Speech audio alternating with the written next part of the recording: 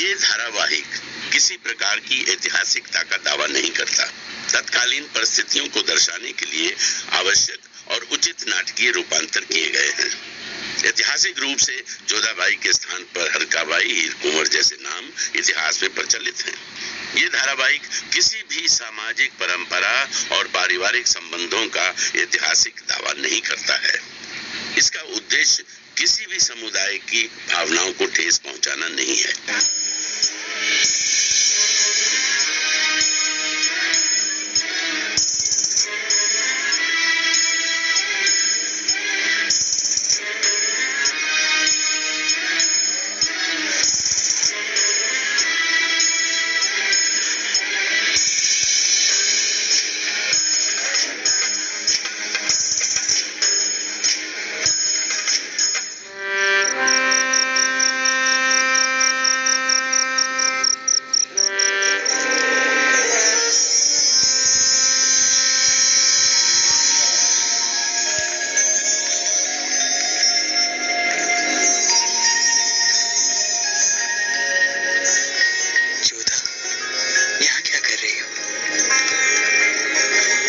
देखने आई हूँ।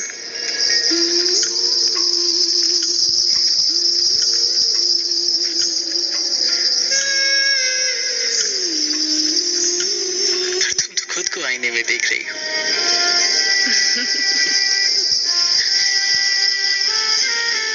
अरे अरे कहाँ जा रही हो? देखो सुबह हो गई, लोग आते ही होंगे हमारे मकबरे को देखने। लोग आएंगे, हमारी मोहब्बत को याद करेंगे। कोई हमारी मोहब्बत की दास्तां सुनाएगा तो कोई सुनेगा। 400 साल गुजर गए। इन 400 सालों में सब कुछ कितना बदल गया ना। जिंदगी जीने का तरीका भी बदल गया। पर जोधा अकबर की मोहब्बत की दास्तां नहीं बदली। ये सूरज नहीं बदला जो उस दास्तां का गवाह है। 400 साल बाद भी लोग हमारी मोहब्बत की बातें करते हैं। पर असल में क्या हुआ ये तो सिर्फ आप और हम ही जानते हैं। जब हम सिर्फ जलाल थे, वो जलाल जो एक ही रंग जानता था, एक ही रंग समझता था, एक ही रंग बहाता था, खून का रंग।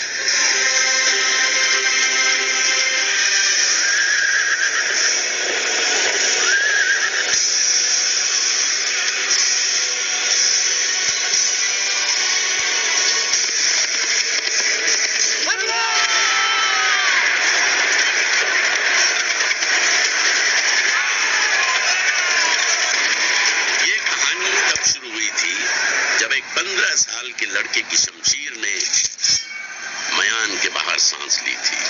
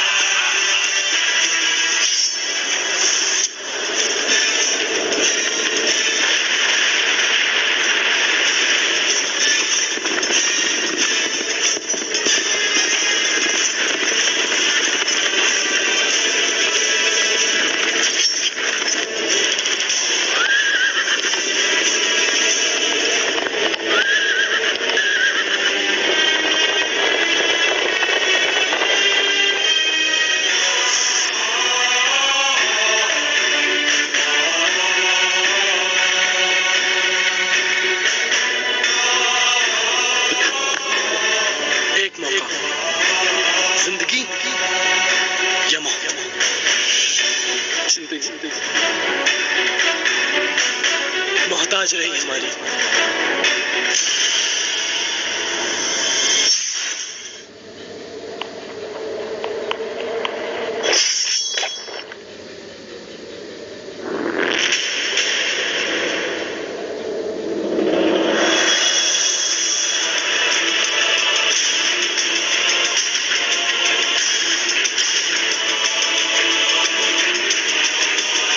निशाना ले गए हो तुम।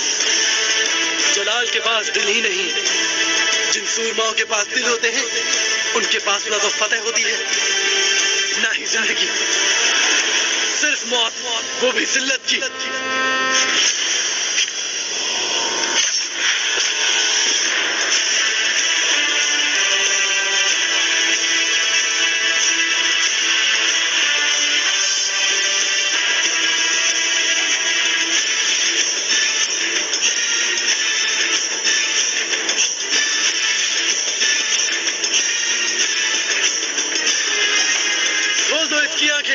और ले जाओ उसका कटा हुआ सर इसके राजा के पास और कहो कि झांक के देखे इसकी आंखों में, इसकी दाहिनी आंख में जलाल का खौफ दिखेगा और बाई में उसके राजा की बेबसी।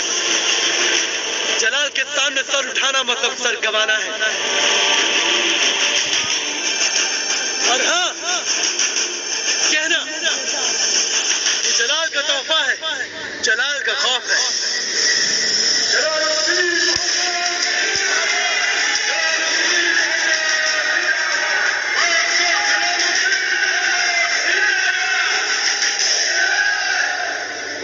हिंदुस्तान की हवाओं में जलाल की दहशत फैलने लगी थी।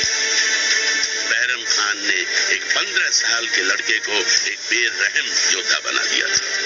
तुम सूरमा हो जलाल, फतह करना तुम्हारा मजहब, ये शमशीर तुम्हारी बांदी, सल्तनत तुम्हारी चाह और बेरहम खौफ तुम्हारी शोहरत। फतह कर लो इस मुल्क को और बदल डालो इस सरजमीन हिंदुस्तान का नक्शा।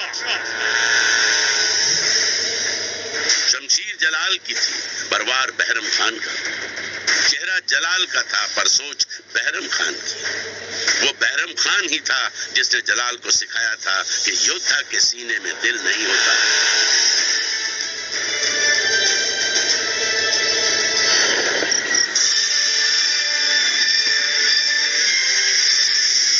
वालिद का दर्जा रखने वाला बहरम खान जलाल को खौफ की सियासत सिखा रहा था और बेखबर जलाल उसके नक्शे कदम पर चल रहा था और हिंदुस्तान के जर्रे जर्रे पर अपनी हुकूमत चाहता था।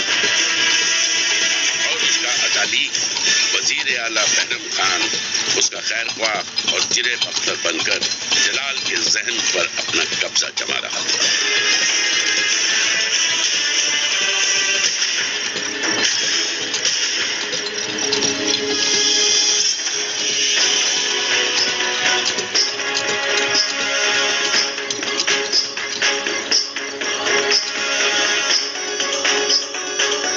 क्या खान बाबू? हम तुम्हारी कामयाबी के जश्न का इस्तकबाल अपने लहू से करेंगे।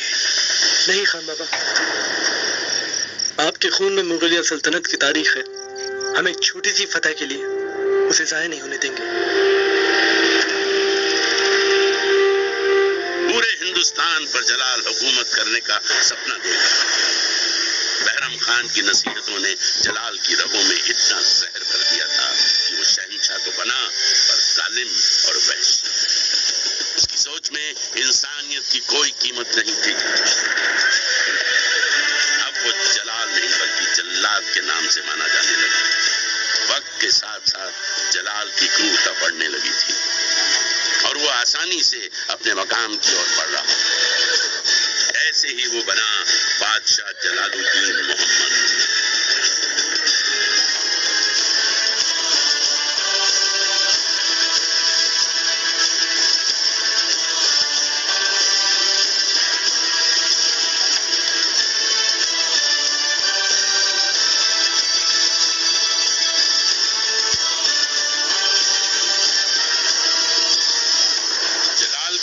लोगों की जुबान पर चढ़ने लगा। जलाल की कहानियां बनने लगी। हाथियों का शौक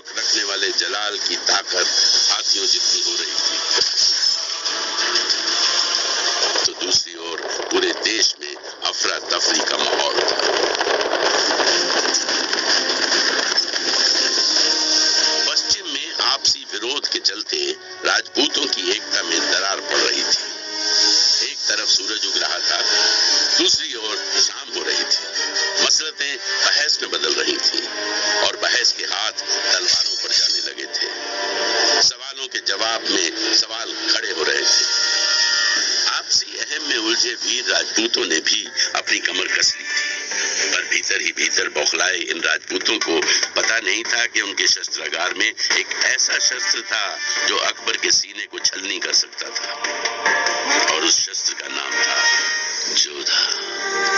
आमिर का नूर रेगिस्तान की रेत पर लिखी एक कविता थी जोधा।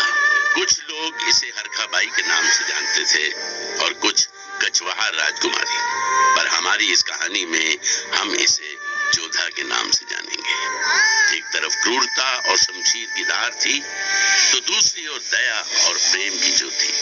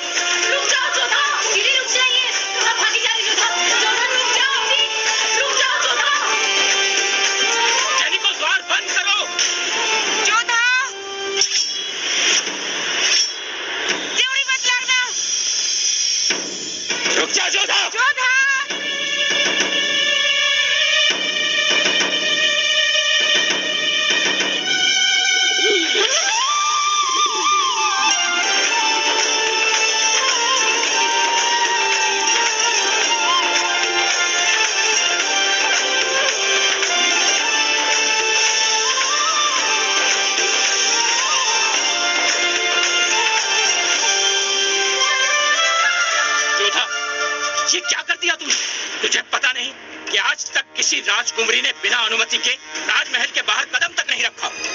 यूं चौखट से बाहर निकल आना थाने शोभा नहीं देता, वो भी इतने सारे मर्दों के सामने और बिना सिर ढके। और किसी की जान जाते देख चुप रहना, ये राजा भारमल की बेटी को शोभा देता। जोधा, ये मत भूलो कि तुम एक राजपूत वीर योद्धा की बेटी हो। योद्धा के सीने में दिल नहीं होता? नहीं, वो दुश्मन को मारने से पहले रत्ती भर भी नहीं सोचते। क्यों मारते हो आप अपने दुश्मनों को? क्योंकि हम आमेर को बचाना चाहते हैं। क्यों? क्योंकि हम आमेर से प्यार करते हैं। पर बापू साहब, प्यार तो वही करते हैं जिनके सीने में दिल हो। अब ये मत कहिएगा कि योद्धा के सीने में दिल नहीं होता। और मासा की सीख है, जो राजा मिट्टी पर राज करते हैं वो एक दिन मिट्टी में मिल जाते हैं, पर जो राजा दिलों पर राज करते हैं वो सदियों तक जीते हैं बापू साहब। और ये गया आपका गुस्सा।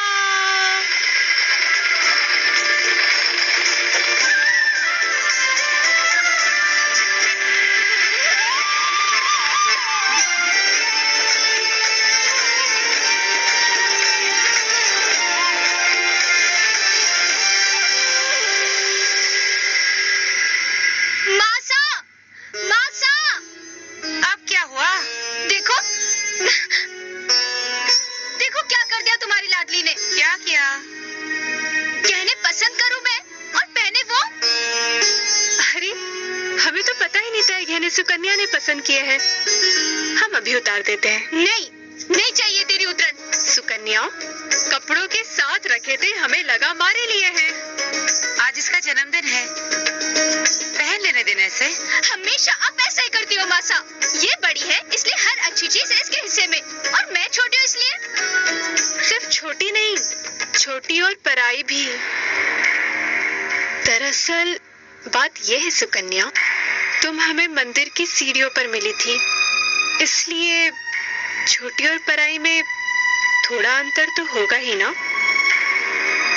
क्यों मासा? देखो मासा, आप ना हमेशा उसी का साथ देती हो। आज के बाद ना आप संग बोले वो दूजा। अच्छा, हम है ना तुम्हारे लिए इससे भी चोखा कहना बनवा देंगे। बस अब लड़ाई से जी भर गया हो तो तैयार होकर नीचे आ जाओ, तुलातन का समय हो चला है। मैं तो देवी माँ से एक ही प्रार्थना करूंगी, इस गणगौर के बाद तेरा हाथ पीला हो जाए बस। और तेरा भी। तेरा पति ना कोई योद्धा वोद्धा नहीं, बल्कि इतना मोटा होगा जैसे गोभी का फूल। और तेरा पति इतना पतला जैसे कि सिवैया। मैं तो चाहती हूँ तुझे मुगलों की सेना उठा कर ले जाए।